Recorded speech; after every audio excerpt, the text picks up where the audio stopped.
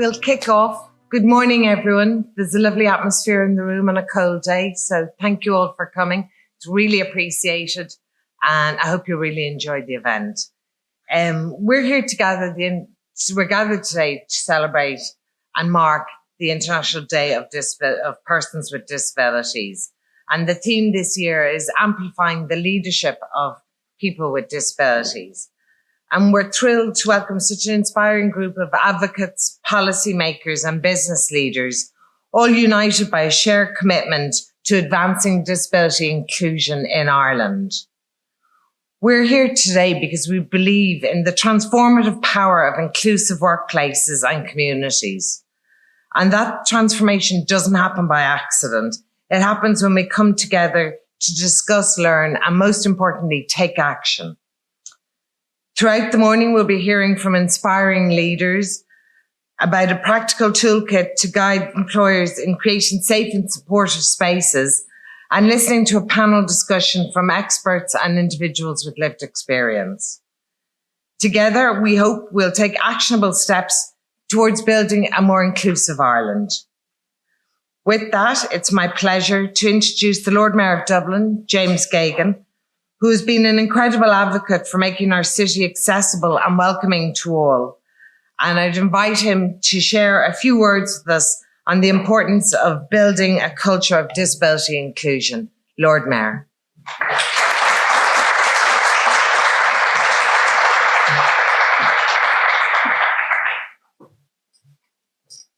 Good morning, everybody.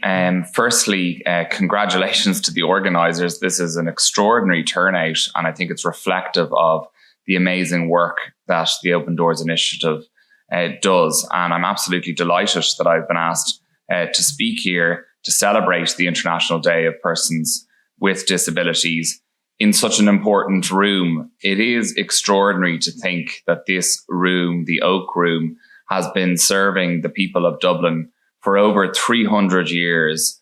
And one of the great honours of being Lord Mayor of Dublin is that you get to open up your house, you get to welcome in groups, and you can get to do even all sorts of strange things like having play dates with the Lord Mayor, which myself and my wife have been running every single Sunday for neurodivergent children and their parents since August, which has been a wonderful way to meet with neurodivergent children, to welcome parents and to give them a bit of a break and have a bit of a fun in such an incredible historic house. But of course, this is a place where very significant historic events have also taken place. In the drawing room behind you is where Michael Collins came back and negotiated the treaty, the terms of our independence, and discussed it on the literally, maybe not those exact couches, but in the couches behind you. And I think I'm only speaking to that history because it is an unusual feature of Irish history. We are such a young country that a title and a position that predates our independence continues to have relevance, continues to have respect.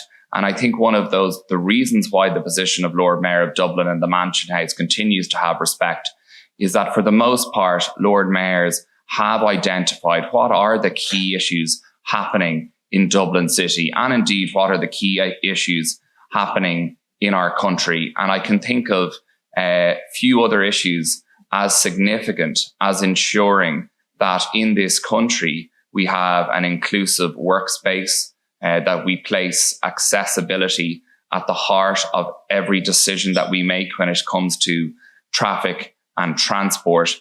And of course, one of the initiatives started by my predecessor, which I have continued to implement, about making Dublin the first autism-friendly capital in the world, I think speaks to the level of importance that we as elected politicians place on inclusion. But we know there is a huge more that has to be done. There are so many more roads that need to be crossed, and ensuring that employers in particular are following on this road to the same extent that those of us who are working in public policy are doing is exceptionally important. And it is, as I say, my great honor to be able to address you here today. So we gather here with purpose and resolve as leaders, advocates, allies to advance a vision of an inclusive society where everyone, regardless of ability, is empowered to contribute and to thrive. Today's event, Beyond Compliance, Building a Culture of Disability Inclusion, is both timely and critical. The Open Doors Initiative Programme for Employers for Change has brought us together to explore a new era of inclusion, one that calls us to embed genuine practices of belonging and equity into the fabric of organisations. True inclusion is not a compliance exercise, but a commitment to rethinking how our businesses, public spaces, and workplaces reflect the diverse abilities of every individual in this city. As Lord Mayor, I'm committed to fostering a Dublin that is accessible, engaging, and welcoming for all. This mission aligned with our vision for a Dublin where individuals with disabilities have equal access to opportunities, amenities, and services. And today I call upon each of you in the business community to join us in this journey. True disability inclusion demands a holistic approach where accessibility and accommodation become embedded in the culture of every organisation. By creating inclusive work environments, you're not only breaking down physical barriers, but also challenging unconscious biases and fostering an environment where all employees feel valued and supported. Imagine the strength of a workforce that reflects our diverse population. People with disabilities bring invaluable perspectives, resilience, and adaptability, qualities that enrich workplaces and drive innovation. When businesses take this holistic view, everyone benefits: employees, customers, communities, and the bottom line. To create this environment, however, companies must look beyond simple compliance.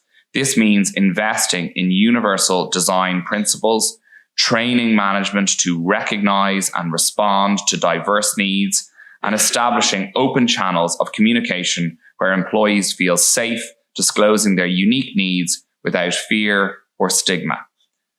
The business community is instrumental in shaping the experience of inclusion for people with disabilities.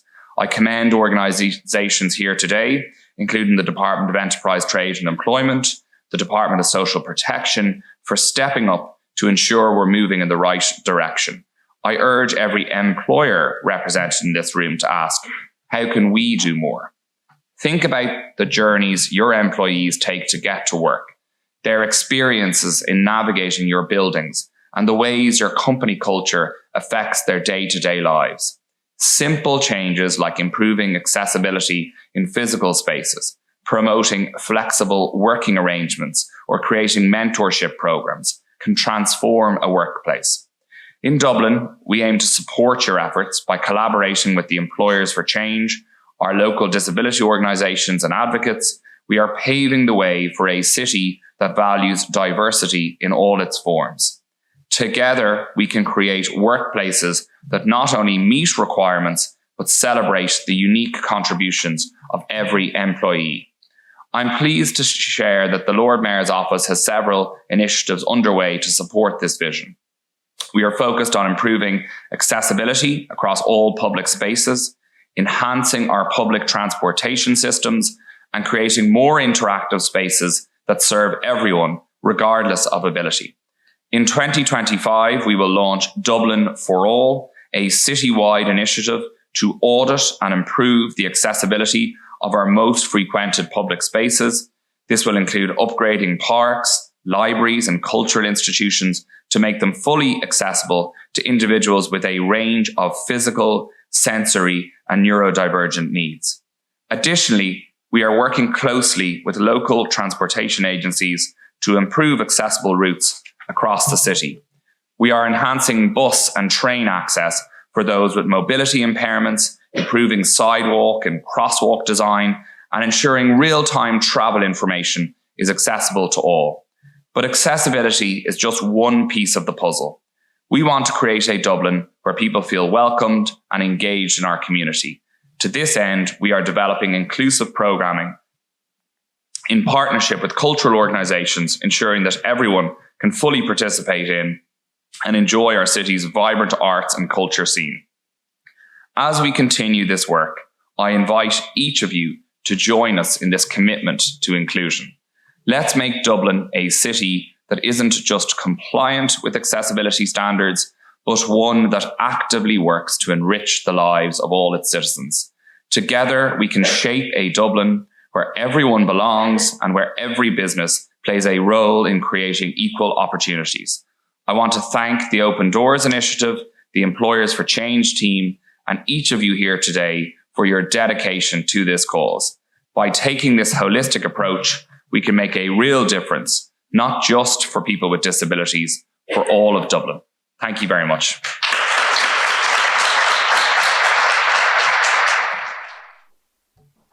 Thank you so much, Lord Mayor, for welcoming us and for all your dedication and all your work that you are doing. I think it's really a privilege to live in a city that is so much dedicated to accessibility and inclusion for everyone. So good morning, everyone. Again, it's really amazing to see you all. I think we had a chance with some of you to meet already online and we work together, but it's really great to see everyone in one room. As we mentioned, there are so many different organizations and stakeholders represented. There is just so much knowledge and expertise in the room. So I hope you had the chance to network a little bit, but I encourage you to do that at the end of the session as well.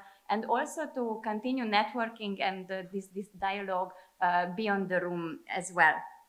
So your presence, that you are all here, and I know this is a very busy period for everyone, and this week especially as well, your presence really shows that we have a common understanding that there is a need for change. Because in Ireland, unfortunately, as you might know, we have the lowest employment rate for people with disabilities within the European Union. But we believe that all together we can make a change. But for that, we need to really create safe and supportive environments where people with disabilities can thrive. My name is Boda, and I'm the program manager of Employers for Change, which is a program of the Open Doors Initiative. We are an employer disability information service, and our main aim is to really provide support for organizations to create inclusive work environments in order to hire, manage, and very importantly, to retain talent with disabilities. And as I mentioned, we had the privilege to work with some of you, and thank you so much for that, because we can see that in Ireland there is definitely interest for this, and then there is commitment from organizations. So just this year, we had the opportunity to support more than 100 employers and also to train through them more than 1,500 employees around disability awareness and disability inclusion. And as some of us already mentioned, that we really see this gathering not just as a conference, but also as a call to action. This is why we chose the topic today, to really go beyond compliance and to build a true culture of disability inclusion. And I want to thank as well all our speakers and panelists who will be sharing best practices around how we can achieve that. And as we embark on this discussion today, I really encourage each of you to think boldly about our role that we can play in terms of shaping the future that we dream of, which is inclusive and supportive, where disability inclusion is not really just an initiative that we have, but it's really a central pillar to our workplace culture. So let's take this opportunity to start a conversation and continue that, to share different ideas and learn about best practices. But very importantly, let's all commit to some actions that we will take after as well. So I will keep it short because we have so many great speakers. So without further ado, I just really want to thank you all again for being here. And I will hand over to our next speaker, John McKeon, who is the Secretary General of the Department of Social Protection. And thank you so much for being here today. Good morning, everybody. And thanks very much to Jeanne and Anne from Open Doors for inviting me here today. And in fact, for inviting you and gathering you all here today. What I want to talk about and what I want to talk to you about is maybe challenge perceptions and challenge your perceptions about inclusion for people with disabilities. I know the fact that you're here at an Open Doors event means I'm probably talking to the converted, and apologies for that.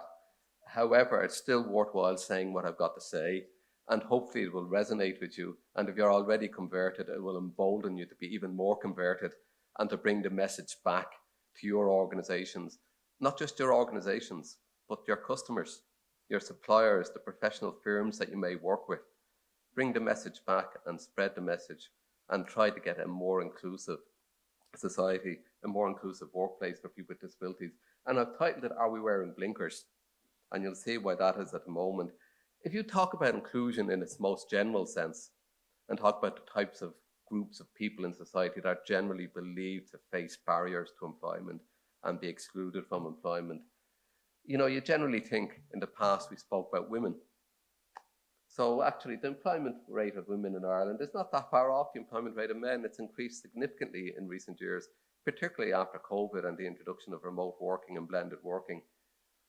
Immigrants are often seen as being excluded, but actually the employment rate of immigrants is higher than the employment rate of Irish nationals. I just want to pause on that. I'm not here to talk about immigrants, but actually just to make the point, you know, we wouldn't have the economy we have without the 500,000 odd immigrants that are working. We wouldn't have 15 billion euro of exchequer and social insurance fund revenues every year without the 500,000 immigrants who are working in Ireland. And yet some people still say they're a drain in our economy. They're wrong. Now, I'm not going to talk more about immigration, but just to make that point. But as you can see in general, at an aggregate level, at a level of abstraction, it'd be hard to argue that there's a lot of exclusion going on in those figures. They're kind of more or less at a par. Of course, it all depends on a person's perspective, and a lot of you will recognize this picture. You know, this is from Father Ted, and Father Ted is telling Dougal that that cow is small. Hold on a second. Sorry, gone too far now. Sorry. He's telling that that cow is small. Something's gone wrong here, slide is missing. But anyway, listen, he's saying that that cow is small and the other cows that were elsewhere in the presentation somewhere are far away, right? The reason I make this point, right, when you look at numbers in the abstract, when you look at numbers and look at the aggregate, the averages hide a multitude. So if you take female employment and it's up there to male employment, it looks great when you look at that big number and you say, that's great, that's fantastic, we've made great progress. But what jobs are women doing? At what level of pay? Are they full-time or part-time? They're issues that need to be explored. And they're, you know, when it's far away, it looks okay, but draw up a bit closer and see what it really means. The same for immigrants. Are immigrants actually working in the same type of jobs as Irish people? Or are they mainly Deliveroo drivers? They're not, as it happens, just to answer the question. But nevertheless, it shows that averages hide a multitude, and you've got to get beneath what those averages mean. Which is why I had this picture, because no matter how far away they are, some challenges are huge. That's a real cow. The cow's name is Knickers. It lives in Australia, and they are normal-sized cows beside it. Now, no matter how far away they are, that's a big problem. And actually, when I come to employment rates, there is a big problem that even when you look at it in the aggregate, it's very stark. And let's see if it's, apologies for this. There it is. What you've got is employment of people with disabilities that is miles behind everyone else. You don't have to dig beneath the numbers to see what types of job people with disabilities are doing, or whether they're on the same level of pay, or whether they've got flexible working. The numbers at the high level, the aggregate level, tell you about the challenge we've got. That's a very stark number. It's one we should all be ashamed of. And I'm not, you know, shy, but we should be ashamed of it. And I'll come back to that in a moment. Now, the issue, and I just want to maybe digress for a minute, Ireland does have the lowest employment rate of people with disabilities. I think that was mentioned already. One of the factors that explains that is the age profile of our population. And when you adjust for the age profile of our population, actually Ireland is kind of on the line where you'd expect it to be. Our employment rate of people with disabilities is where you'd expect it to be given the age profile of our population. Because generally, as your population ages, people with disabilities are older, they were probably in the workforce, they acquired a disability and they stayed in the workforce. So it's not as stark maybe as I showed on the previous slide, but that's not a huge amount of comfort, because the challenge for us is, do we want to be average? Or do we want to do what the Lord Mayor previously spoke about and be better than average, be ahead of the curve, and be up there with countries like Sweden and Switzerland and Iceland and even Cyprus and Italy? That's the challenge. That's the challenge you've got to try to strive for, to be better than average. And to make sure that as our population ages, we move up along that line, and not just move up along it, but shift it. So that's the challenge. That's what I want people to think about. Right, so we've been through this, and we've spoken about that and that. And not surprisingly, this is the point that I'm making. You get headlines like this. But even though headlines like that appear in newspapers, very little appears to be happening to shift people along that line or out of the curve. So that's why events like this are hugely important. This is why events where I get the opportunity, you as employers get the opportunity to talk with one another about how we can shift this is important, that we can change the narrative, change the headlines. And that's what we should try to do. But we should try to do it because actually we need to be concerned about our future, where we're going. That chart there shows the recipients and expenditure on long-term disability payments over the last 10 years. And you can see the number of people on long-term disability payments has gone from about 150,000 to about 270,000. And the expenditure has gone from roughly 3.5 billion a year to roughly 5.5 billion a year. That's a huge amount of expenditure, which is a huge drain on everybody, which doesn't have to be there if most of these people, and most of them could be in employment.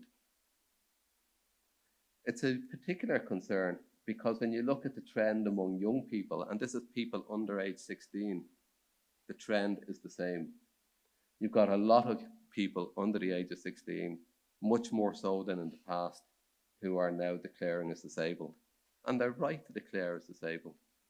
The problem, though, is that employers, once somebody has a badge of disability, it's very hard for employers to see them as anything other than disabled.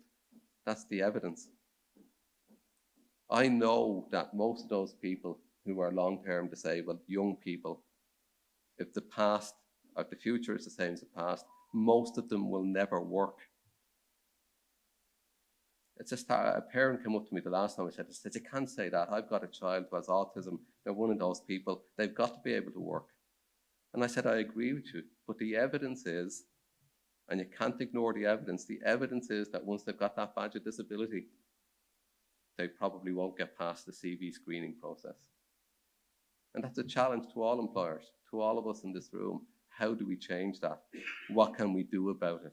Because it doesn't have to be that way. And the reason it's that way, I think, is it reflects myopia. Does anyone here remember Theodore Levitt, Teddy Levitt? Teddy Levitt was a famous business consultant marketing guy in the 1960s, and he spoke about marketing myopia, where employers wear blinkers and where businesses go out of business because they don't define their business correctly. So railroads in America went out of business because they defined their business as railroads as opposed to transport. That's the kind of classic example. But a similar type of myopia exists with regard to people with disabilities. And it does give rise to a huge loss of potential. If I was to say to you, name a famous singer, songwriter, piano player, multiple Emmy Awards, all kinds of number ones, one of the top selling artists in the world who has a significant disability and yet can play the piano and sing despite that disability, my guess is you'd say Stevie Wonder. You'd probably say Ray Charles, maybe. In fact, the person I'm thinking of is this man. This man has a disability, has had it all his life. He doesn't talk about it, but he has pretty serious epilepsy. Yet, despite that epilepsy, and despite the drug taking, all the rest, which as an epileptic he shouldn't have been taking, despite all of that, he's one of the most successful and creative performers in the world. He has a disability. Loads of other people have disabilities. John O'Riordan, one of the few people in the world, a handful of people with a disease, a genetic condition, which means she's no arms or legs. But yet she's an award-winning journalist, an award-winning advocate, a champion, someone who speaks at the United Nations and gets invited around the world to speak. Chris McCausland, just for those who are in the social stuff, a man who's blind, but yet can throw himself around the dance floor and dance with the best of them. You got Francesca Martinez, cerebral palsy, an award-winning playwright, an award-winning comedian, writes a lot of scripts for programs on TV. You probably don't even know where she's written. She's cerebral palsy. Ruby Wax, one of the funniest people, one of the most intelligent people, one of the most articulate people you've ever met. I've had the pleasure to meet her, suffers with very significant mental health issues. There are people who've succeeded in this world despite their disability. Other people that might be so famous. Let's see how I'm going. There you go. This chap, Peter Schofield, a good friend of mine. Peter is head of the Department of Work and Pensions in the United Kingdom, the equivalent of my department. He's 110,000 staff under him. He spends £337 billion sterling every year. That's bigger than the size of the Irish economy. If you added up all the businesses in Ireland, they're smaller than what his business is. He's got a significant disability. He suffers from Parkinson's disease and has for a long time, but he gets on with it. And he gets on with it. And I can tell you, he's the most respected leader in the public service in the United Kingdom. Not because he's got Parkinson's, but because he's incredibly good at what he does. And he's well recognised around the world as being one of the best public servants in the world. Someone else who has Parkinson's is this man. Well into his 70s with Parkinson's. He can't do stand-up anymore, but he can write documentaries, he can write scripts, and he continues to do it. The reason I put these pictures up is this. All of these people have great talent, great ability. All of them have not just that talent and ability, but to realise the potential of that talent, they've got higher levels of resilience, a greater work ethic, a higher level of commitment, a higher level of dedication than most people will ever have. If they put their disability down on the CV, would they get past the screening process? If Ruby Wax applied and said, I've got mental illness problems, would you let her through your CV screening process? If Francesca Martin says, you know, I've got mobility issues, you mightn't be able to understand me when I talk, I have cerebral palsy, would you let her through the screening process? We talk the story, but the evidence is we don't walk the walk, because the evidence is you wouldn't. That's the evidence. And yet those personal, leave aside their talents, leave aside their creative abilities, those personal attributes, resilience, dedication, hard work, commitment, they're things we all want in all of our workers. And yet we're not realising that potential. So that's the challenge I'd put out to the floor. And the reason for that, and I spoke about the fact we wear blinkers, one of the reasons is this concept. And again, I go back to my marketing days and you know about early adopters and innovators, and you talk about why do things not proceed and why do things not take off? And you know about when there's an opportunity, you've got the technology enthusiasts and the visionaries at one hand that are forced to grab hold of that opportunity. At the other end of the spectrum, you've got the skeptics who don't really believe there's an opportunity at all. You've got the conservatives who kind of see there's an opportunity, but you know, they're blinded by the risks that go with the opportunity and they're not going to touch it, at least not for a terribly long time. And you've got the pragmatists where I think most of us would fit, where yeah, I see the opportunity, but God, I'm busy doing what I'm doing. You know, I can't bother investing the time and effort to actually take advantage of that opportunity because actually the day job is getting in the way. And that is what people call the chasm. Getting products and services past the visionary and technology enthusiast stage into the rest of the market means you have to bridge a huge chasm.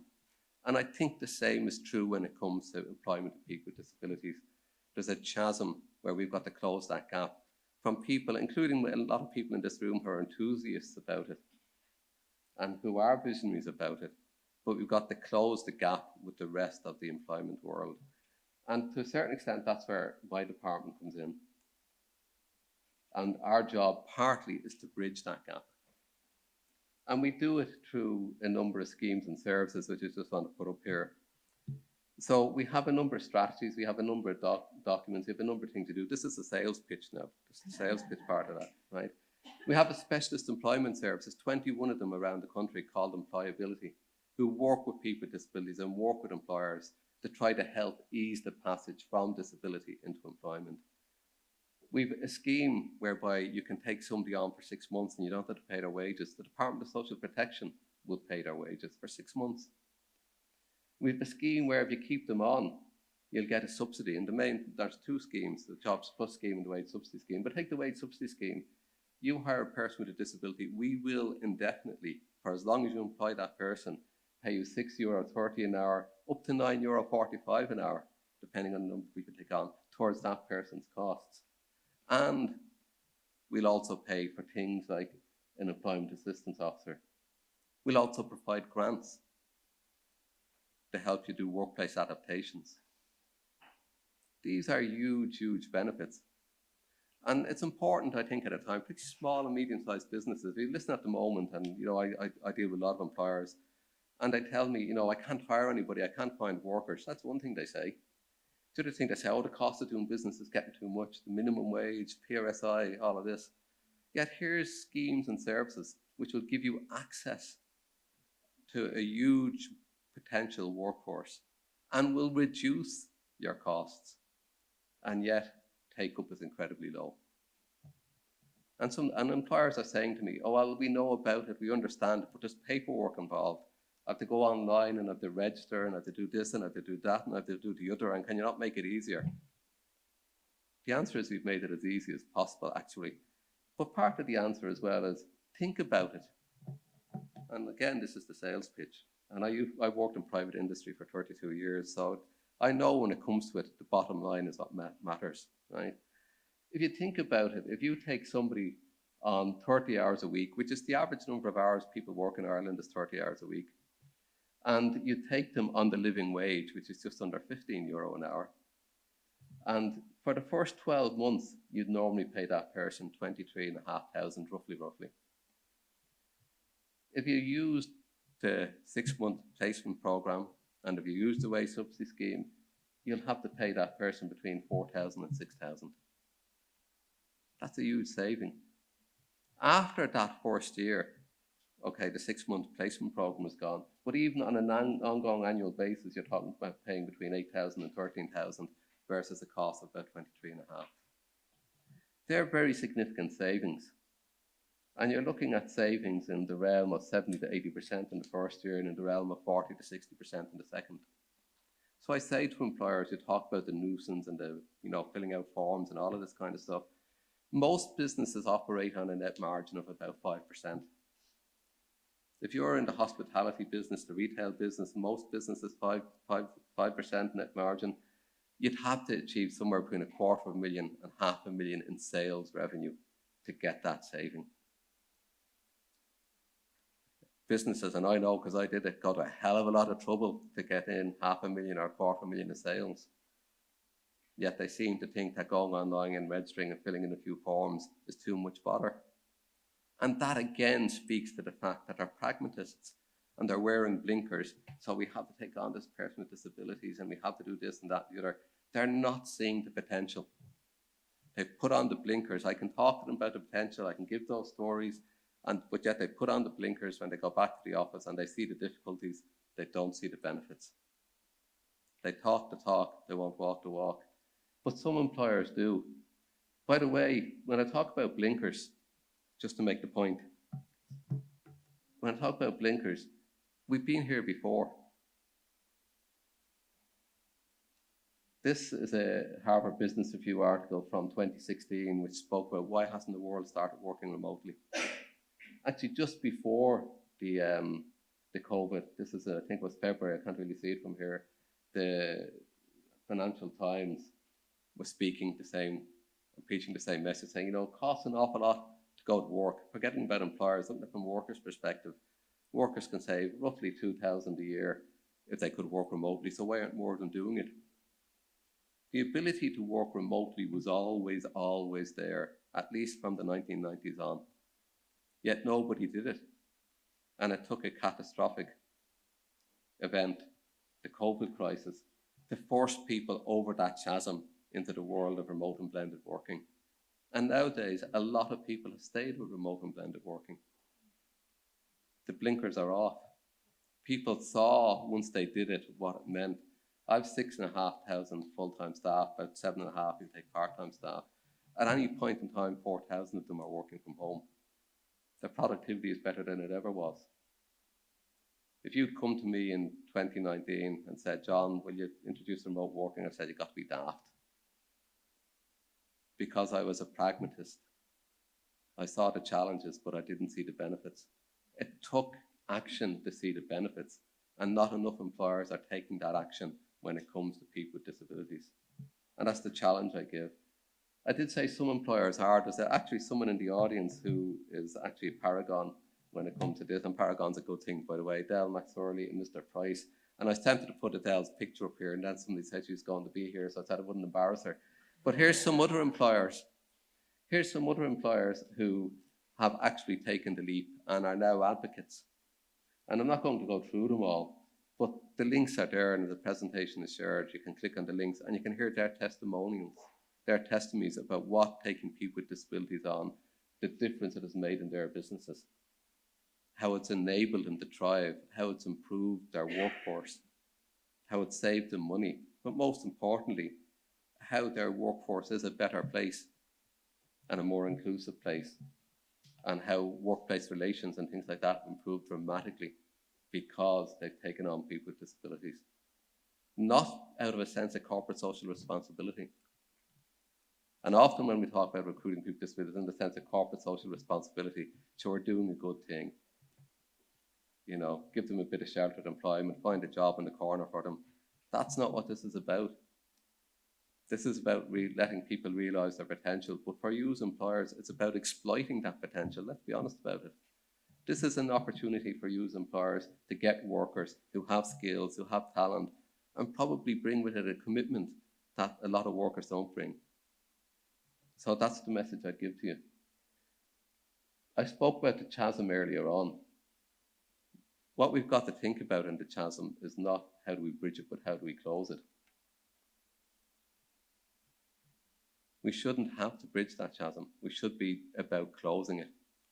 And there's sorry, here we go again. If we're going to get talent like these people, we've got to think about it in more, not so much in terms of what supports can the Department of Social Protection give me, though we will give you those supports, or what training supports I can get. But you've got to think about it a little bit like this.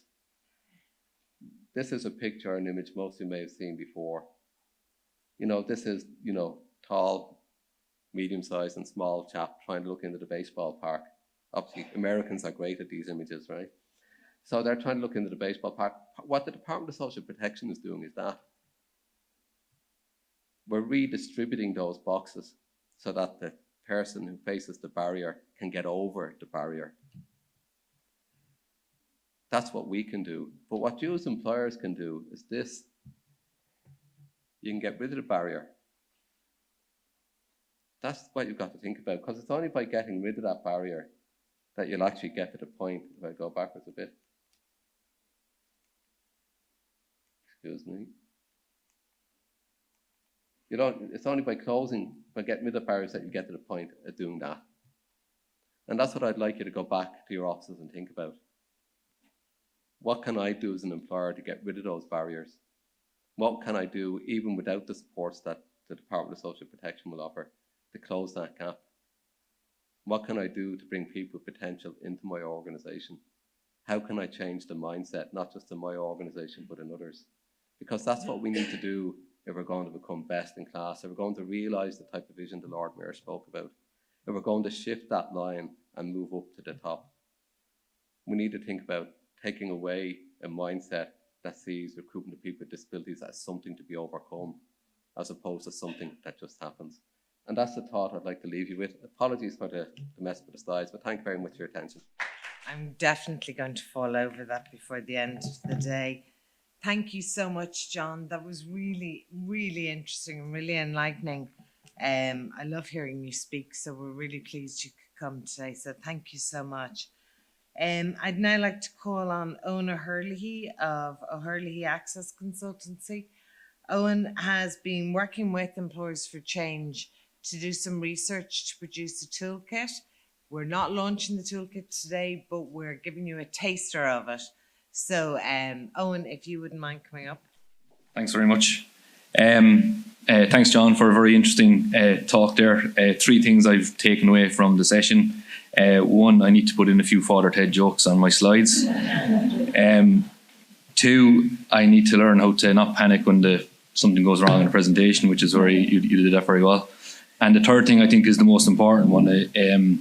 You mentioned now is the opportunity for the shift, for us to walk the walk and to take action. And I think when you're talking about closing the chasm, the visionaries are in the room here, I think. So it's just getting that message out more importantly. So hopefully this toolkit that we're working on will assist in that process and allow you to, I suppose, bridge the gap and close the chasm. And I think that would be really important outcome of the toolkit itself. So I suppose just let start the presentation just to thank Employers for Change for the opportunity to work on the toolkit itself, but also to thank some of my team, so Trish and Tessa, who were involved in the project as well, developing the toolkit. So thanks to Trish and Tessa for all the work that's gone into it. So I suppose just a kind of a bit of a background and context, we were engaged by Employers for Change to develop a toolkit, and we started the process during the summer of this year. And I suppose the main aim of the toolkit itself was in relation to collecting disability data, but I suppose it's to allow organisations and workplaces, I suppose, to create that disability inclusive workplace, or also to assist organisations who are currently working in the area, I suppose, to enhance their workplaces more in the area of disability inclusion. So that was the main aim of the toolkit when we started the process. And I suppose the very first question we asked was, well, how far do we want to go in relation to the toolkit, so in relation to collecting data, and what are the impacts on it, and what's the message that we want to provide in the toolkit. So I suppose that's kind of what I'm going to look at today, is just, I suppose, some of the key areas that we went looking at. And I suppose the first thing we kind of recognise is we need to have a kind of a strategic approach. So we looked at the strategic approach and we broke the toolkit into four key parts. So I'm just going to give you a brief outline of what those four key parts are and how they can benefit your organisation, if that's okay. And I suppose the other part at the start of the process is we recognise that we're going to be working with different types of organisations, whether they're small, medium and large type organisations. So that has been embedded within the toolkit as well. So it's not just for large organisations. The toolkit can be used for both small, medium and large size organisations. So I suppose, look, I've just got 4 or 5 slides here, but I suppose the first one in relation to the benefits of workplace data collection, and some of the elements have already been spoken about by some of the previous speakers. So the Mayor mentioned enhancing equality, diversity and inclusion within the workplace. He also mentioned improved workplace culture. The third element on the screen there is having reliable data. So having a reliable statistical data so that you can actually use that data to make changes that benefit everyone within the organisation. One of the key ones is to identify some of the barriers or challenges faced by people with disabilities in the workplace so that you can make changes to improve on accessibility, again, within your workplace. But also there's the whole area of psychological safety, so ensuring that people feel safe within the workplace, and that is a key element of the toolkit and how to create that environment for everyone within the workplace. There are also some legal and compliance issues that you need to be aware of. So we're aware we've got Employment Equality Acts in Ireland, but there are some new pieces of legislation coming down the track from Europe as well, relating to, I suppose, corporate social responsibility, but also in the area of sustainability, that will make it mandatory for organisations, I think it's over 50 employees, to report on disability data within the workplace, and that's going to kick in from I think it's 2028, so just to keep an eye on that one as well. I suppose, again, some of the benefits of collecting data, allowing for reasonable accommodations or putting strategies and policies in place, but also implementing reasonable accommodations within the workplace, looking at training needs, and I suppose enhancing your business offering. Okay, so I suppose, as John has already mentioned, looking at the talent and the experience and the expertise of people with disabilities and not focusing on the disability is the key one here. But I suppose by opening your organisation to employing people with disabilities, you're going to attract a wider pool of talent within your workplace. So there are some of the benefits, but as you're probably aware, there's many challenges in relation to collecting disability data, and I suppose that is what the toolkit is hoping to provide you with more advice and support on in those areas. For example, we have data protection law requirements through the Data Commissioner and various regulations and so on. So there's a lot of information in the toolkit about how you can collect your data, but how also to ensure that you meet the GDPR requirements that you may have as well. There's procedural issues. There's barriers of self-identification. There's a fear within the workplace of the lack of psychological safety for people disclosing that they have a disability. So again, throughout the process, talking to organisations and talking to people with disabilities, that removing the fear of disclosing disability and so on. And then there are also, challenges in relation to reporting on maybe the Section 47 of the Disability Act in relation to employment targets and so on. So lots of challenges, and again, the Toolkit hopes to address some of those challenges and so on. So in relation to the consultation or the development of the guidelines, we did extensive consultation with employers within organisations, but we also looked at consultation with employees with disabilities within the workplace as well. So we did various workshops and so on. So again, you can see on the left hand side of the slide there, we have a number of the issues that people came up as the main theme. So one, again, the fear of disclosure. So I suppose addressing concerns of stigma related to sharing personal data and information. And again, as people are probably aware, if someone discloses that they have a disability, there's a fear that it may impact on their chances to be promoted within the workplace, but also their day-to-day work and so on. So again, creating the whole area of psychological safety. So ensuring that employers put a safe environment in place for people to disclose that they have a disability, and then different options to disclose. So there's a major gap in relation to, I suppose, even line managers the understanding of line managers in relation to what happens if someone discloses that they have a disability to the line manager, and how you actually go about, I suppose, supporting that employee and so on. Training. So again, came up quite a bit in relation to the consultation. So I suppose the top-down approach has already been mentioned. Leadership, I suppose, so changing the culture within the organisation so that disability inclusion starts from the top and filters down throughout the organisation.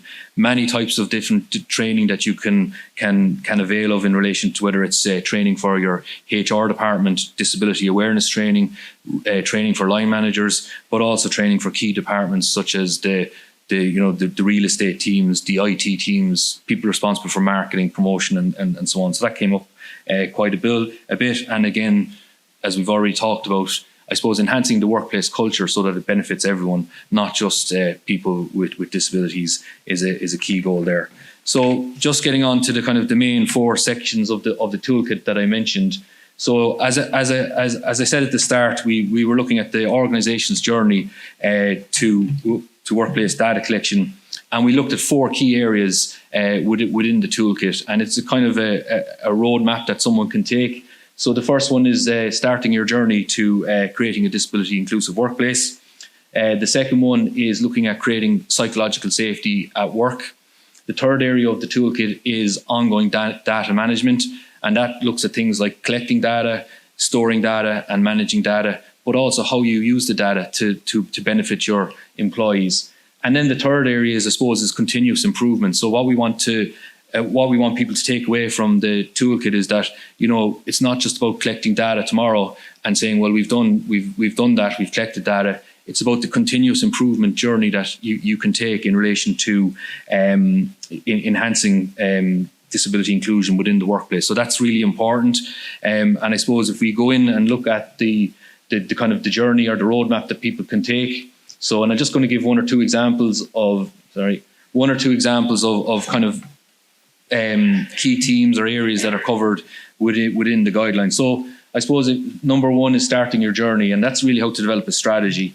And I suppose that starts by just giving recommendations on, engaging with leadership and getting the buy-in from the top of the organisation. It also looks at appointing people with responsibility for, implementing the accessibility or disability inclusion within the workplace. And then it goes on and talks about things like benchmarking. So how is your organisation doing in relation to national legislation, national good practice, but also maybe international good practice? So there's a whole piece about benchmarking and then looking at, I suppose, developing a framework or an action plan on how you can improve accessibility within your organisation. It also includes things like training initiatives and so on. So that's the starting the journey. Is setting yourself up right for success. And then the next area is looking at psychological safety. So in this section, it talks about, I suppose, gives more information about what is disability, how to create the environment to address psychological safety, what is psychological safety, and so on. And then in section 3, we go in at looking at collecting the data, and I suppose that's really looking at things like the GDPR requirements, things like confidentiality. So how do you respect confidentiality if someone has disclosed to have a disability to you? But also how do you create that education and awareness amongst your team members or your colleagues that they have roles and responsibilities, that if someone does disclose that they have a disability to them and so on. So that's really important section there. So there's lots of different tools and resources in the toolkit that can assist you in the collection, the collection, the storing and managing of your data.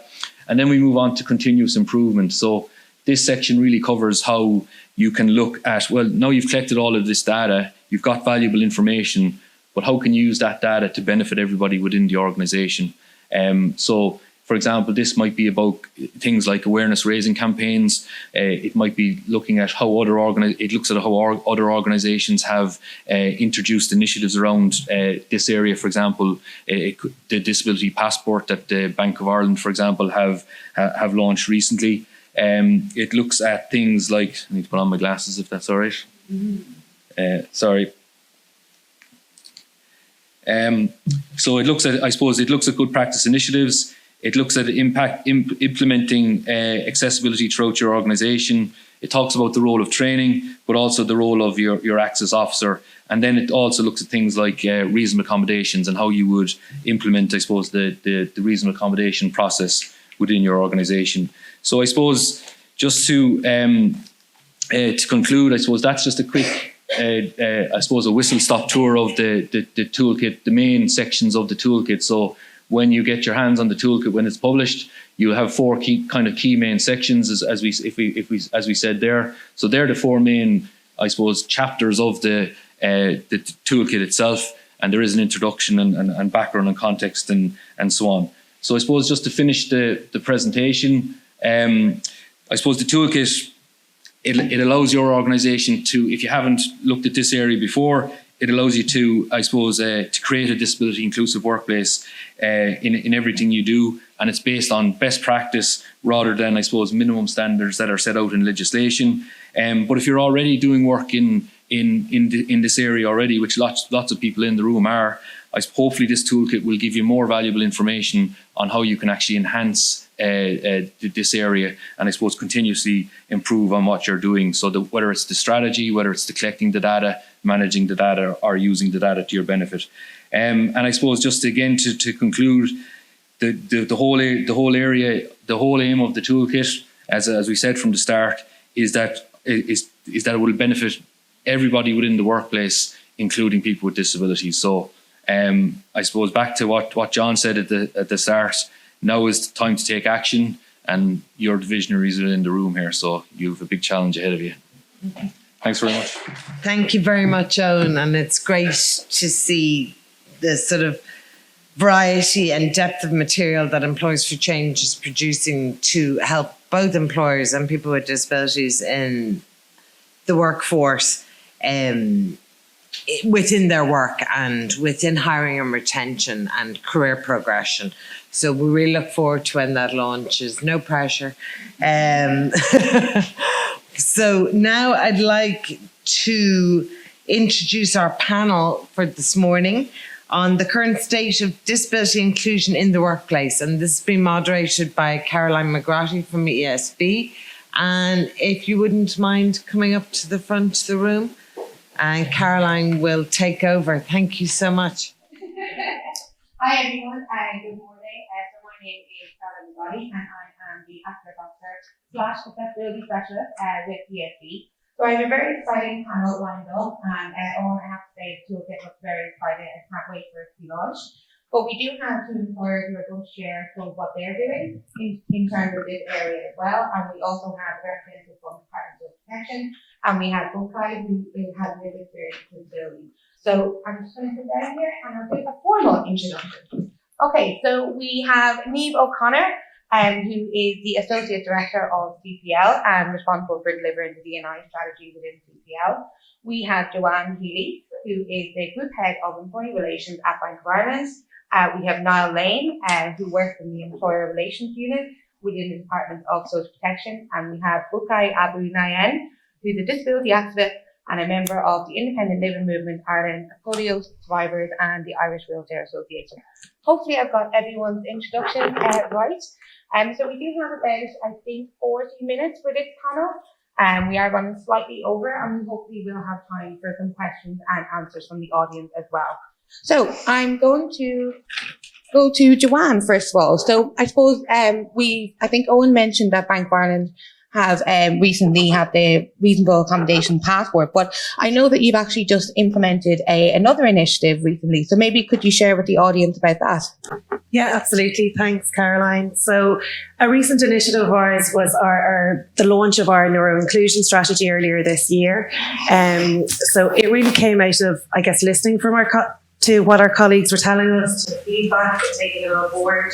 And it became a really important part of our people strategy in terms of building that inclusive workplace and being more representative of our customers in the society. So we started, I think we knew that we needed some expert support right from the off. So we partnered with Boda, who are a UK IT consulting company. They're a social enterprise and autism majority organisation. So they've been brilliant advisors in this space for us. So we started with them with the maturity assessment, so looking at kind of the baseline, looking at where we are right now.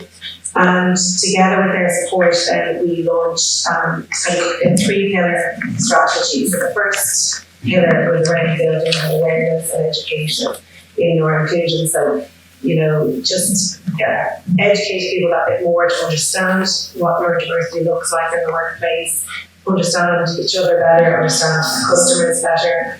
So along those lines, we introduced the web-based training programs for all of our colleagues. We introduced specialist people manager training as well. And we also have had a series of webinars to do with different neurodevelopmental conditions.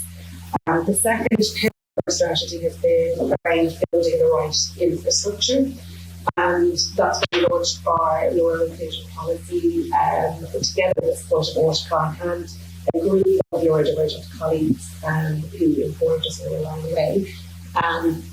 It was also about building the process around getting reasonable accommodations, and then looking at all our people processes through that lens of lens of how do we remove those barriers along the way, things like recruitment, onboarding, and so on. It's been really important, I think, to get the right infrastructure around this. You mentioned the inclusion passport, but it's been about making it as easy as possible for colleagues to get the support that they need. And then the final pillar was around embedding it in our culture, which we've heard a lot about this morning, and I guess speaks to the long-term commitment we have here around really getting this right, really responding to feedback, improving as we go. And I think, our ambition is to be the employer of choice for neurodivergent talent. So we really want this to be part of our DNA, and, for the experience of neurodivergent colleagues to be consistently a positive one.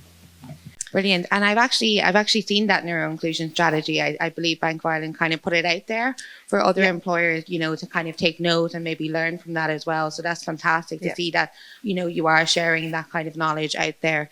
And I suppose, Niamh, I'll come to you next. So I suppose in terms of CPL, what are your most recent initiatives that you've been doing? And I suppose how has it impacted the culture within CPL? Just to give everyone some insights to who CPL is, if you don't know who we are. We're Ireland's largest leading talent solution provider, which essentially means that we help companies find and to deploy talent. We work with over 5,500 clients, and our combined workforce, or both contingent workforce and our internal workforce, is 11,500 in Ireland. So we think we are Ireland's largest private employer. So to just give you a sense, the disability passport has come up on a couple of occasions, and we did launch that in 2022, but we've subsequently relaunched it because of learnings. So when we launched it in 2022, we saw a bit of an uptake and a bit of discussion about it, but there wasn't, I believe, that psychological safety established. So what we did was, through our DEI committee, through our employee network groups, specifically actually our neurodiversity employee network group, we got together and got feedback from our employees. We hosted one-to-one sessions. I think it was very honest and open feedback about how the reasonable accommodation passport made them feel in terms of the language used. So we did a complete rehaul. And we revised language, we revised the process, and we accompanied the second launch of training. And the fact that we simplified the process, we improved the language, and we developed training in-house using real-life examples of what can arise from anything from IBS, mental health issues, anything and everything in between. We've empowered our managers to be able to host those conversations confidently. And we've trained over 150 managers since January. And I suppose what we liked to see that came out of that was we measured the confidence levels of managers hosting those conversations pre and post. And it went from 3.4 to 4.7 out of 5. So that was great that our managers were more confident in hosting those conversations. But secondary to that, we run a biannual census type survey, which essentially is a DEI data collection. It's anonymous. We had 520 responses. In that, we saw that there was 88 occurrences of whether people were neurodivergent or whether they had a disability.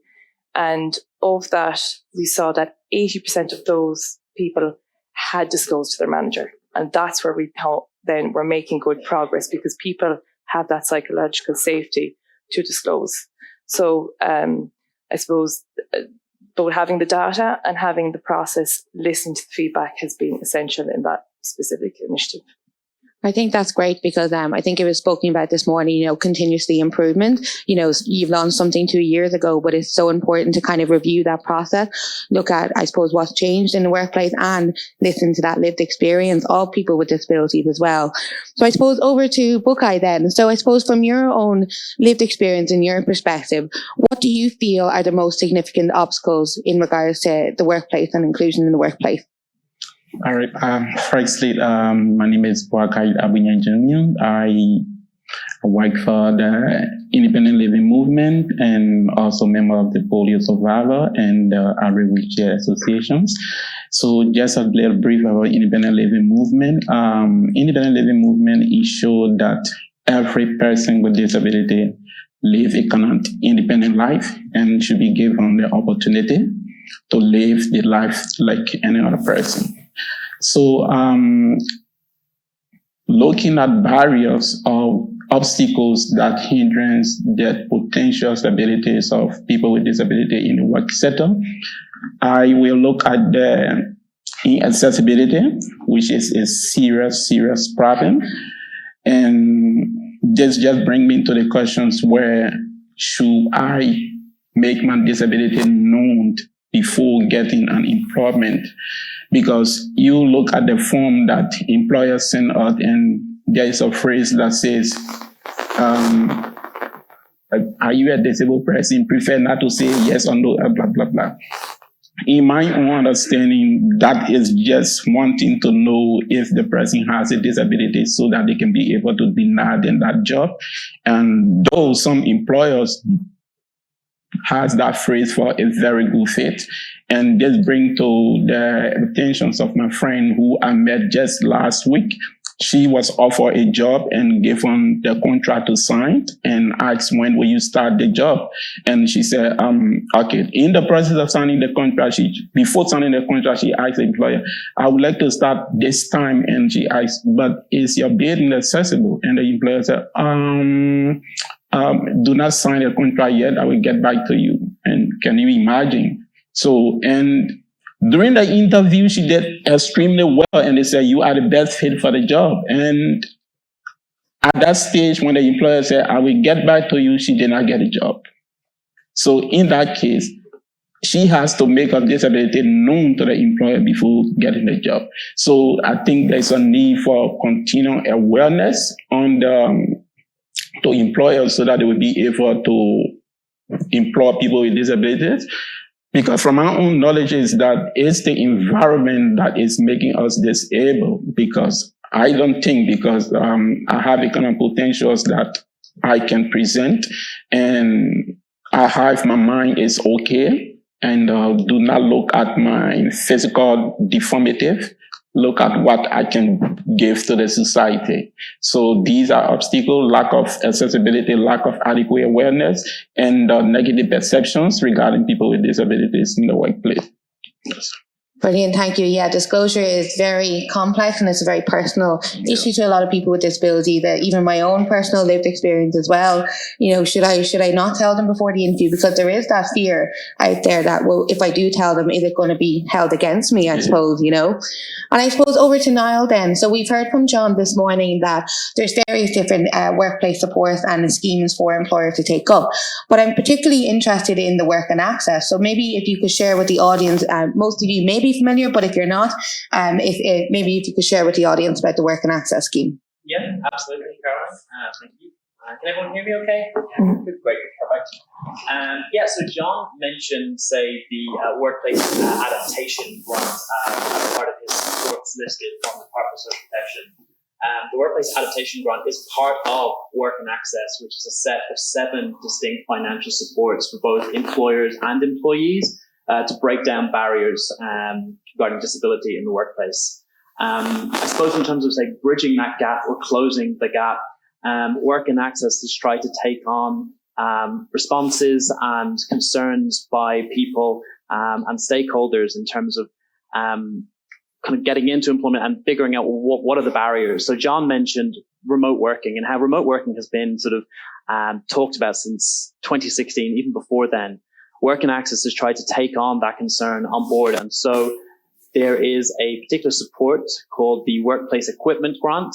In a previous life, that grant was only for the workplace. Now in Work and Access, that is a grant for both a person's workplace and their home. And not only that, it's actually increased in value. So before it used to be under €7,000 and now it's €12,000. And that's €12,000 for a person's place of work and for their home for a total of €24,000. I think Eoin talked about sort of the need for training from the consultation and the feedback there. So as part of Work and Access is also the Disability Equality and Inclusion Training, which some of you might know as the Disability Awareness Support Scheme, which came beforehand. The problem with the earlier scheme is that it required employers to already have someone on payroll who had a disability.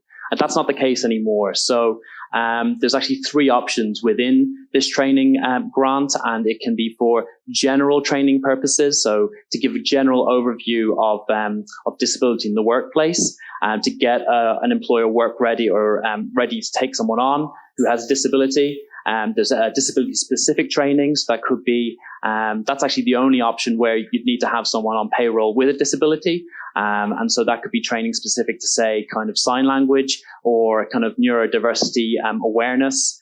And then the third option is for, say, managers and HR staff, and looking at their recruitment practices and trying to break down, say, unconscious bias and making job applications and job specifications more accessible. So those types of changes have been implemented on the basis of responses from people with disability, from organizations. And I think it's just about keeping that momentum going. You've heard of work, the wage subsidy scheme as well mentioned. There's a similar process ongoing right now, taking on the responses and listening to people. And that's how we bridge that gap. That's brilliant. And I might come back to you later on once we do another round of the panel, because I think a lot of employers are very curious around, the work and access and how to apply for it. But I'll come back to you on that. So I suppose back to Joanne. So in terms of Bank of Ireland, there's been the inclusion passport or reasonable accommodation passport being mentioned a few times, but that's been ongoing for a number of years, I believe. So I suppose when we look at that whole data collection and I suppose that psychological safety, I suppose how have Bank of Ireland been doing, and maybe share what the inclusion. Yeah, absolutely, and it's interesting to hear a similar journey in CPL. So this was our reasonable accommodation passport was drafted alongside reasonable accommodation guidance about 3 years ago, alongside our work with the Business Disability Forum. So we were working towards our accreditation with them, and we have an accessibility committee that's really passionate and really dedicated in this space. So we launched the reasonable accommodations passport, and similarly there was feedback along the way. There was not as high a take up as we would have liked. And we've been on such an incredible journey since. So we relaunched it as part of the neuro inclusion strategy. So what it is actually is the document. It's a template document that you get together with your people manager and you look at what are the accommodations you need in the workplace, and you agree them and record them in the passport document. And we call it a passport because it travels with you in your career. So if you move team or if you move manager, you don't have to kind of worry about having the same potentially difficult or awkward conversations, or renegotiating accommodations. They're there, recorded, and you can rely on them. So we, as I say, it evolved, and we looked to rebrand it as an inclusion passport. And it's more of, I guess, the universal design approach in terms of we all have needs in the workplace, and we want to normalize those conversations with people managers around what are your unique needs, what do you need to enable you to thrive at work. And I think this time around as well, one of the major benefits in the feedback has been with a lot of managers find it kind of difficult to have these conversations. They don't quite know how to start. Some are great at it, but some need that little bit of help. And the template is that it's this framework to frame these conversations around. And it really kind of embeds that colleague-led collaborative approach as well. So, the inclusion passport then is the colleagues' own to share with whoever they want. But on the other side of data collection, we are doing things like our I Count campaign is around collecting that DEI data, those important demographics, so that we can look at targeting our resources in a better way. And Eoin went into great detail on the benefits of that kind of data collection. And as well as that, we're looking at our annual colleague survey as well, and looking at how colleagues identify and overlaying the engagement metrics on that, so that we can understand how the colleague journey differs for someone depending on how they identify. So brilliant. And then I suppose over to Niamh, you've already spoken a little bit about, gathering data through the biannual surveys and stuff like that, but you're using that to kind of build various different initiatives within your D&I strategy. So I suppose, can you tell us a little bit more about how you're using that data and I suppose creating those initiatives as a result of that? Absolutely. So I did mention the CPL Sensible survey. It is anonymised, and we ask a variety of questions across the DEI spectrum, including disability and neurodiversity. We then take that data that's come back. Some questions will be qualitative, some will be quantitative, and we use that in conjunction with our DEI committee and employee resource groups to come up with what policies do we need to implement, what partnerships do we need to form, or what processes need to change. A big focus for us into 2025 is going to be accessibility and inclusion in recruitment. So, for example's sake, we set up a working group in September, comprised of people all across the CPL group, who will feed into this group. And although this group is in its infancy, what we're anticipating will be outputs of will be probably improvements in application processes, and just overall a better candidate experience for people with disabilities. And we know in CPL that we play a really important cause because we receive on average 30,000 applications in a month. And we know that if we can better that process from an accessibility and inclusion point of view, from a candidate experience, well, we're likely to better that of the disability population in Ireland. So that was the kind of sensible survey. We do collect DEI data. Only recently we commenced it at recruitment for ourselves internally. We have also helped our clients collect DEI data relating to disability. I suppose talking about ourselves, that happened in October, and what we can do is it's held completely separate from the actual talent acquisition team.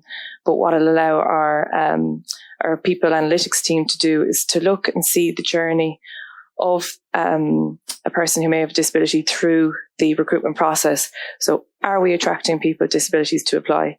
How far in the process are they getting? And there will be a variety of factors that will influence that to some extent, but it might help us make some decisions around training or around, again, improving the process in different ways, where we advertise, how we advertise, and those types of things. But I suppose data's great, but in isolation, it's only it's not going to serve a major purpose. We spoke earlier, and many of us here today are talking about psychological safety. Cannot emphasize the importance of employee advocacy in an organisation and having your employees talk about and normalise disabilities. That's why disclosure and support, as we call it, or the disability passport, or informal disclosure, is really, really important, so that it's not a big deal, so that people can just talk about disability like they would anything else. So hopefully that gives you a sense of what we're at. Yeah, and I think you're so right. People with disabilities, when they're in the workplace, making that decision on whether to disclose or share information on a survey, it's not just easy as just ticking the box and saying yes. They actually need to know what that company is going to do with that information and what initiatives are going to be brought. So it's great that you're kind of tracking that kind of recruitment journey, and then kind of using that, okay, with a certain amount of people aren't getting past a certain point, what is it in the process of stopping it? Maybe it is the individual, but maybe there's actually a blocker there. I suppose over to Boakai then. So I suppose, what do you think employers should be doing to make their workplaces more inclusive, and more importantly, to make their employees want to thrive in the workplace? Great. That is another great questions again. But before then, I would firstly like to caution the National Social Welfare Committee to open a kind of a system where employers will be able to have the disability grant to enable their offices accessible for people with disability. They should have wait for a disabled person to be employed within an entity before making the entity accessible. The entity should be accessible waiting for people with disability to be employed.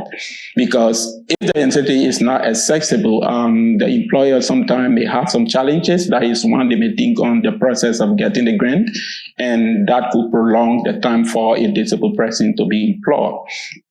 And again, something that we have to look at is that there should be a continual awareness raising and in the national scene that will give people with disability the opportunity to get employed within society. And something again I would like to say is that the issues about disability should not be a mere political statement that are made around the town. It should be a national concern that should grab the attentions of everyone, considering that disability is not for a particular group of people, and it catches anyone at any time. Anybody can become disabled at any time in their life journey. So that is why sometimes in many of my advocacies or statement, I consider people who are not disabled, I call them temporary able people, for the fact that anytime in your life journey, you can become a disabled person. So because of this, we have to make sure that we have everything that we do. If even we are constructing an infrastructure, we make sure that it is accessible to everyone, because just in your life journey, when you become a disabled person and you have your horse that is so stupid and all that stuff like that, you're going to go back again to the architecture and tell them that, oh, I want you to put a lift to this place. And what will happen if you don't have money at that time? So the issue of disability is a national concern. It is something that everyone should join people with disability in pushing these kind of advocacies or statement or talk to ensure that everyone have the kind of access that they should have. And we also have the right to live a kind of independent life. We don't have to ask anyone to give us the hands. Considering the reasonable accommodations of the conventions on the rights of people with disabilities, these are things that we should hold at stake and ask the national government to ensure that people with disability have the kind of independent life that they should live. So having an entity that is accessible for people with disability, those employers will give a very good right and opportunity for people with disability. Considering Ireland having the least employment rate for people with disability, the last time I checked, I saw 2.7. That is so sad for Ireland with the kind of modern society that we are in. So that is just it. Thank you. Brilliant. And I think you've touched on a very important point. I love the kind of whole phrase, accessibility, essential for some, but it's actually useful for everybody as well. So, you really touched on that point that people can acquire disabilities throughout their work and life, be it through an illness or an accident or just even getting older.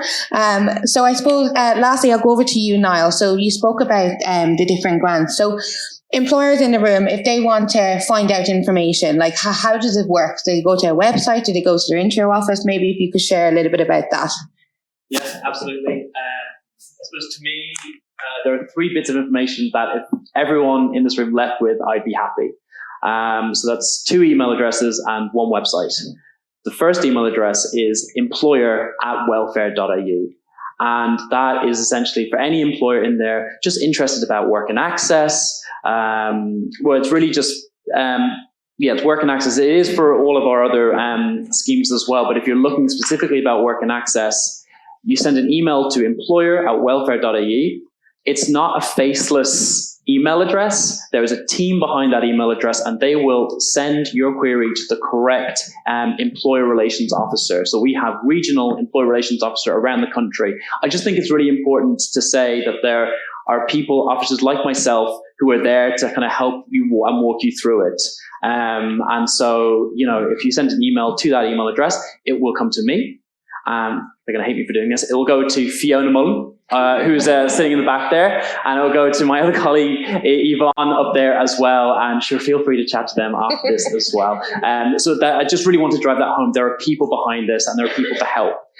The other email address is workandaccess@welfare.ie, and that is for, say, the employee-led side of work and access, because work and access covers 7 grants, kind of the most of which are for employees. So that would be the workplace equipment grant, that would be the communication support grant, in-work support.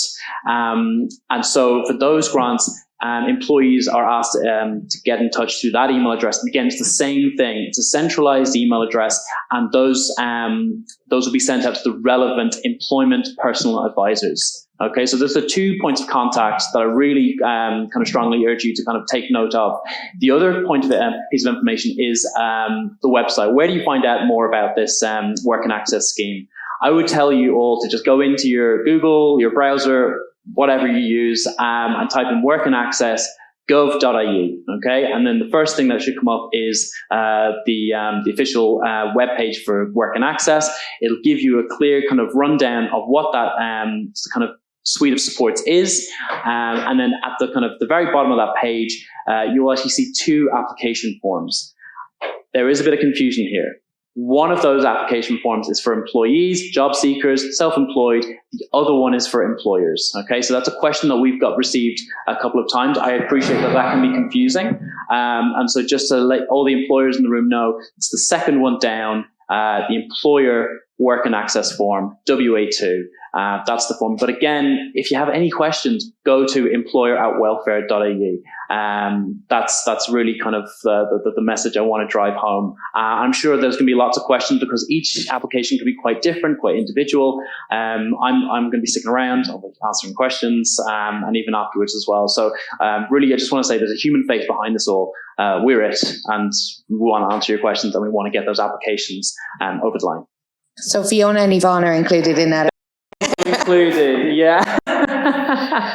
Okay, great. So I'm just going to check the time here. So we have about 5 minutes for questions. So a bit more, so about 10 minutes, Anna's telling me. So yeah, I suppose if there's any questions from the audience, do we have roving mics that will go around? And maybe if you state your name and I suppose what organisation or employer you're with, and maybe who the question you're addressing it to. I suppose in CPL, if an employee were to come forward and disclose that they had a chronic illness and they discussed that with their manager, we would support them in coming up with a bespoke plan. It's about asking, what do you need? How long do you need it for? And, you might need to refer the individual for an occupational health assessment if it was needed. But I suppose the way we are adapting in CPL is that we take things at face value unless there's something hugely significant that we need to invest in. I think that's how we would handle it. I think just to add, similarly, it can be difficult to, with all disabilities, not to over-pathologise something, but also make sure that you're being inclusive and listening to colleagues. So I think to have the different avenues where you can go down. So if it is a health issue, we would have our occupational health providers, our doctors. Where it's neuro inclusion, we have specialist psychologists, so that it's not necessarily a medical issue. It's through neurodiversity specialists. And then where it's an accessibility issue, like a mobility issue or specialist software, the right experts are in place, and it could be a combination of those things as well. Brilliant. Does anybody else have another question? I have a question for Niall, is it? Yeah. So one of the trainings you were talking about, neurodiversity, was that one of the ones that we would need an employee in the business who already suffered from that? And so I have an employee in the business, but I don't know whether they're medically diagnosed. We've never asked for sort of proof of diagnosis. Is that something that we would need if we wanted to look into that? So for that second option, yeah, so a specific kind of training on particular maybe type of disability that does need sort of buy-in from, say, the employee in that company in question, just to make sure that that's kind of you're tailoring something to your workforce, because it's also about making sure that everyone else is sort of trained up and is able to make the workplace more accessible, I suppose. So it does need buy-in from the employee. That being said, the more general disability training can include kind of aspects from multiple different sort of areas. So it could include sort of a piece on neurodiversity as well. If, say, you're not in the place where you can get that sort of buy-in from an employee, if that makes sense. So you can include, say, kind of covering neurodiversity, maybe to a lesser extent within that training, within that option. So just to clarify, so you would need some kind of proof to be able to show you that. We would need some kind of medical diagnosis, like a doctor's letter or something, to avail of that training with you. Yeah, so again, because that's the only one of the three within that grant that requires an employee to be on board with a particular disability. Yes. So like a GP's letter would suffice, that type of thing, or do they need? Yeah. So it would be a medical. It would be a letter. There is also just if someone has then been on, say, a disability payment as well for a long term, that qualifies as well.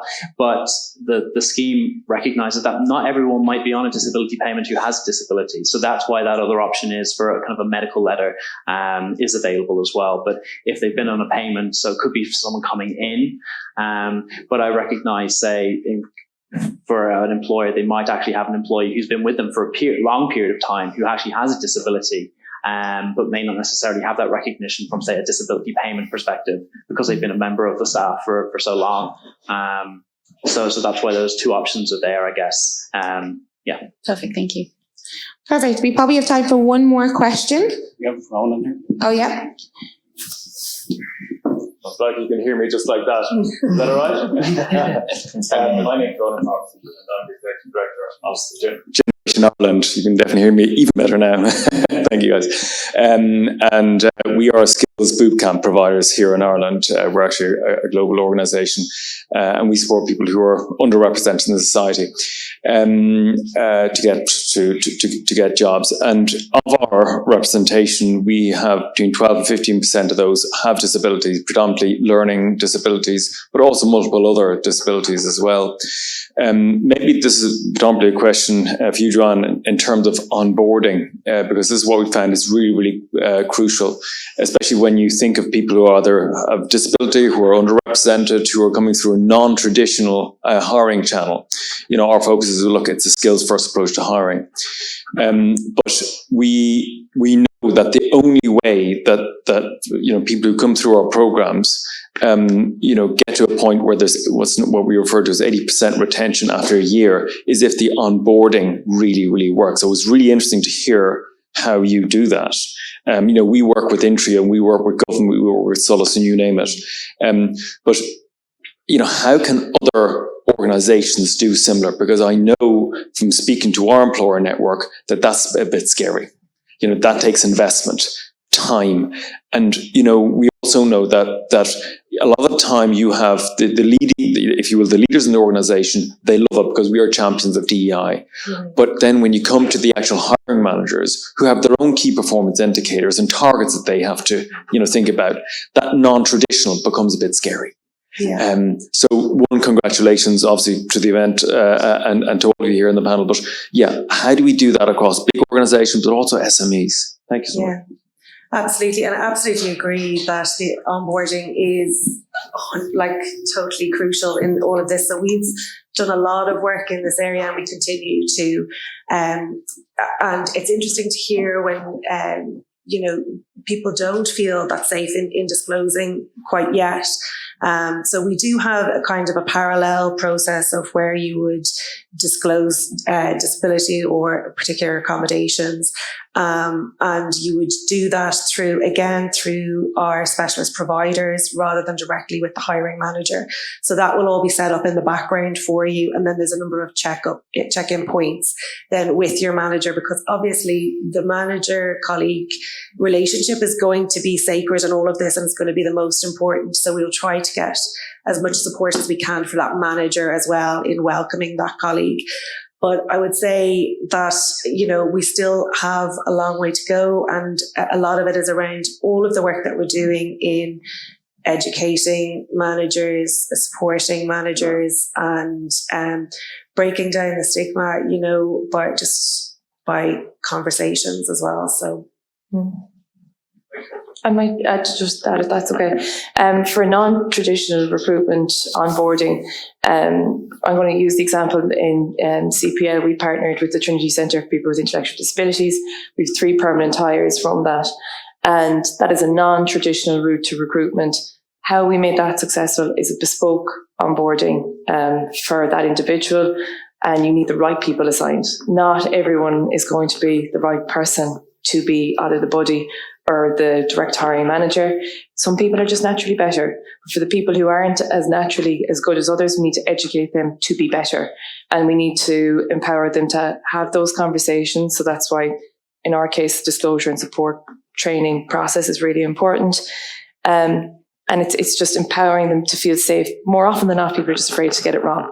Okay, that's it. They're just, so they don't, it's avoidance is actually triumphing, actually getting involved and learning as you go. So I would say you have to bespoke the process for each person each time. And yes, it does take time and resources, but if you allocate the right people from the outset and share that burden, because it's burden if you're taking it from away from resources amongst other members in the team, and not having one person, it will ultimately be a huge success. And we've seen that at least 3 times over in our experience with the Trinity Centre for people with intellectual disabilities. Brilliant. Anna, how are we doing for time? Do we have time for one more? Is there one more? Or Jeanne, maybe? Oh, over here. Can we get a mic?